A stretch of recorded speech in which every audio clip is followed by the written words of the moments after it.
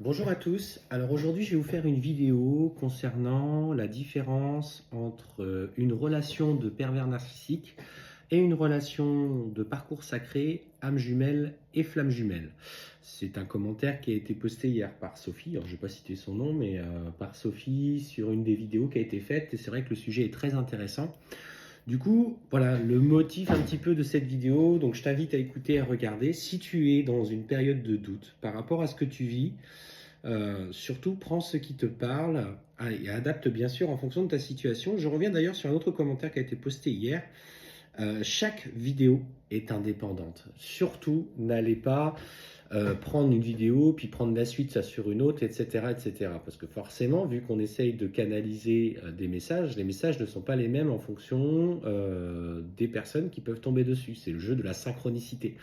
Donc, prenez bien chaque vidéo de manière indépendante, parce que alors, ça aboutit à des commentaires désagréables. Bref, on ne va pas relever là-dessus, on passe dessus.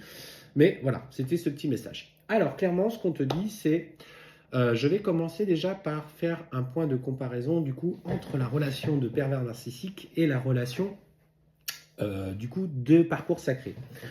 Alors déjà, ce qu'il faut comprendre, c'est que alors, je vais d'abord commencer par la relation de pervers narcissique. Il y a quand même quelques étapes dans la relation de pervers narcissique. En général, ce qu'il faut comprendre, c'est que les personnes qui en sont victimes sont des personnes qui sont très empathes et qui ont une hypersensibilité, c'est-à-dire une tendance à être dans des relations sauveur-sauvé qui vont clairement résonner avec du coup le ou la pervers narcissique, parce que ça existe aussi bien pour les hommes que pour les femmes. Le pervers narcissique, c'est quelqu'un qui a un gros déficit émotionnel et qui a un besoin inévitable d'admiration.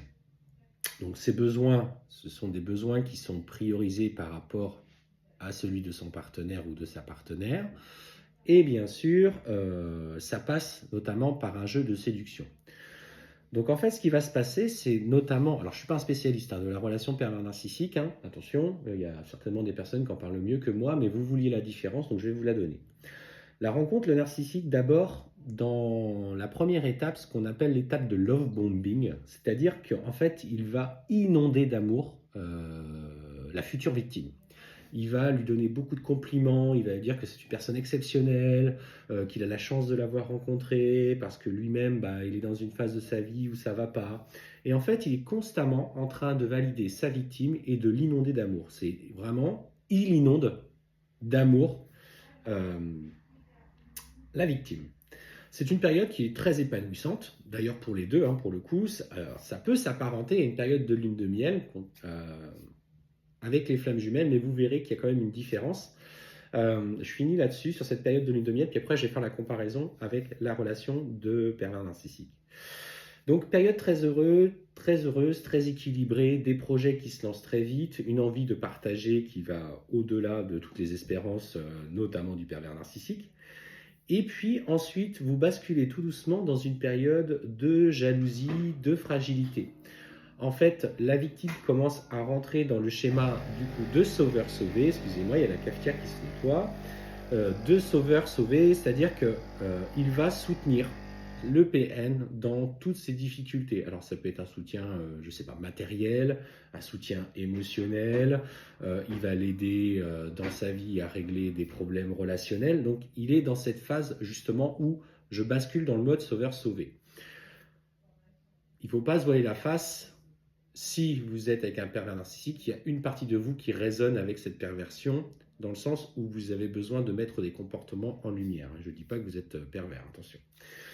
La période de long bombing commence tout à petit à se disloquer.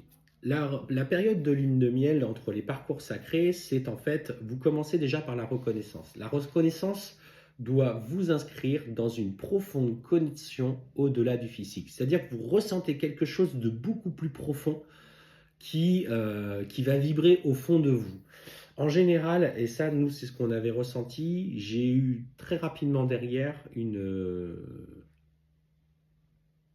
vibration supérieure avec des capacités extrasensorielles. Alors, pour le coup, on m'a parlé de clairsentience, de clairaudience qui se sont très rapidement, développé dès le lendemain. Mais dès le lendemain, ça a été radical et j'ai eu ce sentiment de plonger dans, dans des paliers dimensionnels différents. C'est vraiment ce que j'ai ressenti moi en tant que runner quand j'ai rencontré Sabrina pour la première fois, même si je ne savais pas pourquoi je ressentais ça. Attention. Du coup, la phase de lune de miel entre les flammes jumelles et âmes jumelles est une phase d'intense communication, mais du coup, de communication en étant respectueux entre les deux. Il n'y a pas forcément d'éloge, il n'y a pas forcément de oh tu es alors ça peut en fonction des relations, mais il n'y a pas de processus de validation, il n'y a pas de processus où l'autre est plus un que l'autre sont inondés d'amour, de compliments et d'admiration. On n'est pas là-dessus. En fait, on est sur une compréhension d'un parcours de vie similaire, le besoin de se contacter, et vient déjà commencer le jeu des synchronicités. Ce qui fait, du coup, à un moment donné, fuir l'autre personne, c'est justement cette abondance du lien qui vous unit, qui du coup le fait fuir. Donc il y a une fuite du runner. Et c'est là qu'il faut faire la différence, c'est qu'un pervers narcissique n'a pas vocation à vous faire fuir. S'il sent s'il sent que la relation est en train de se détendre alors qu'il a besoin de vous, bah lui, il repasse dans un cycle de love bombing, c'est-à-dire pour vous garder près de lui. Alors que le runner, lui, l'intention, c'est clairement de vous fuir. Je reviens ensuite dans le processus des pervers narcissiques. En fait, on voit très vite qu'il bascule dans un mode de jalousie. C'est-à-dire qu'il va se comparer à sa victime en disant « Bah oui, mais toi, tu es comme ça, regarde, moi, j'arrive pas, heureusement que tu es là pour m'aider. » Et en fait, il prend conscience que les qualités qu'a son sauveur, entre guillemets, ne sont pas les siennes, qu'il a un gros déficit émotionnel. Et là, il va passer du coup dans ce mode sabotage où il va vouloir s'approprier ce que sa victime fait, en disant que c'est grâce à lui si aujourd'hui il y a ça, si aujourd'hui ils ont réussi à construire une relation stable, parce que la victime est toujours dans le doute, ne sait pas ce qu'il veut, etc., etc. Donc il passe dans ce mode au sabotage par des techniques de manipulation, il ment et il commence à isoler la victime des personnes avec qui il est le plus proche. C'est-à-dire que dès qu'il est proche d'une personne, le pervers narcissique ou la pervers narcissique se rapproche des individus qui est le plus proche pour les accaparer à lui et maîtriser en fait la communication entre les deux. Et ensuite vient la période de moquerie, de dénigrement et d'emprise émotionnelle, matérielle. Dans la phase de séparation, quand le runner prend la fuite par rapport à son chaser dans les flammes jumelles et âmes jumelles, en fait, le runner, il se met à distance de son autre. Et là, c'est là que des choses changent, c'est qu'il y a une abondance de synchronicité. L'univers va clairement vous envoyer des messages distinctifs avec des heures miroirs justement en lien avec les relations amoureuses. Quand vous pensez à lui, vous avez comment dire, des vibrations particulières, le fait de le ressentir, le fait de le voir la nuit, le fait d'avoir une plume sur votre chemin si vous pensez à lui. Et il y a même cette connexion d'âme à âme avec d'intenses vibrations. Ce qui vous fait mal dans la relation d'âme jumelle et flamme jumelle, c'est la séparation, c'est les blessures qui sont mises en lumière. Mais il n'y a pas forcément d'injure, il n'y a pas forcément de dénigrement. Il s'éloigne de vous parce que justement, il ne peut pas être près de vous, parce que vous-même, vous êtes dans vos peurs. Et c'est là la différence, c'est que le pervers narcissique, lui, n'a pas vocation à se détacher de vous. Il a besoin de vous, il a besoin de vous pomper comme une pile.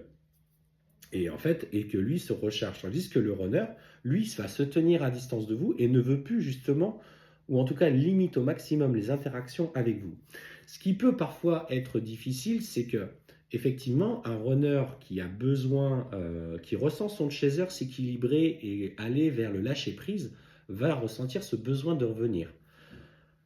C'est là qu'il faut faire attention et qu'on vous dit de vous respecter et de poser vos limites, c'est qu'il ne faut pas non plus allier dans un schéma du coup de toxicité, pas que vous l'êtes, mais que du coup vous laissez trop libre cours au comportement de votre runner d'aller et retour. Et c'est là que la relation âme jumelle et femme jumelle peut devenir difficile Toxique est un mot un peu fort, mais l'objectif étant toujours le travail. Du coup, dans la phase de séparation, à un moment donné, vous allez clairement lâcher prise et c'est ce qui fera que votre runner, lui aussi, va mettre des choses en œuvre dans sa vie pour vous revenir. Mais il reviendra avec de belles intentions, une fois que le travail sera effectué. Tandis que le pervers narcissique, lui, de son côté, quand il va sentir que vous commencez à poser des limites et à vous éloigner dans la relation, physiquement présent, il va rebasculer dans une période de love bombing. C'est-à-dire qu'il va à nouveau vous passer dans ce cycle d'admiration, de validation, de compliments. Et dès le quotidien, il va souffler le chaud et le froid. Il est vrai qu'il est très difficile de faire la différence entre les deux, mais prenez conscience que si on vous emmène constamment vers votre runner, en tout cas dans le travail et dans le cheminement que vous avez besoin, le runner n'est pas là pour vous détruire. Il est juste là pour mettre en lumière ce que vous avez besoin de travailler. Le rejet, l'abandon, parfois des comportements où il va vous tromper, la trahison, l'injustice.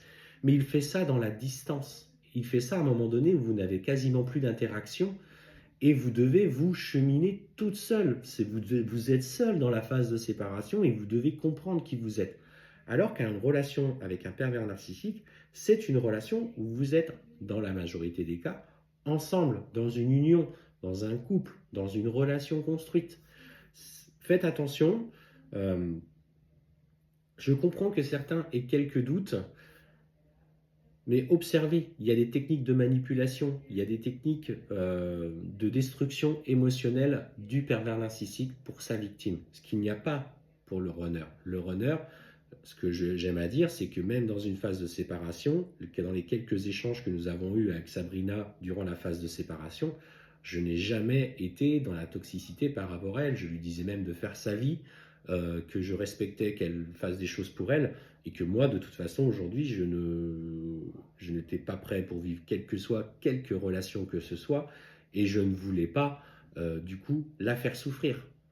Et c'est clairement ça. J'ai eu des moments où je suis revenu vers elle, où j'ai pu chauffer, effectivement souffler un peu le chaud, mais très vite remonté par mes peurs, je suis reparti et j'ai remis une distance avec elle. Ça n'a jamais été dans le but de faire mal et de faire souffrir, c'était dans le but de se protéger de cette relation et de cet amour, parce que ni l'un ni l'autre n'étions prêts à la vivre à ce moment-là. J'espère que ça a été clair. N'hésitez pas à reposer des questions si vous avez. Je pourrais éventuellement, moi ou Sabrina, vous faire à nouveau une vidéo pour répondre. Belle journée!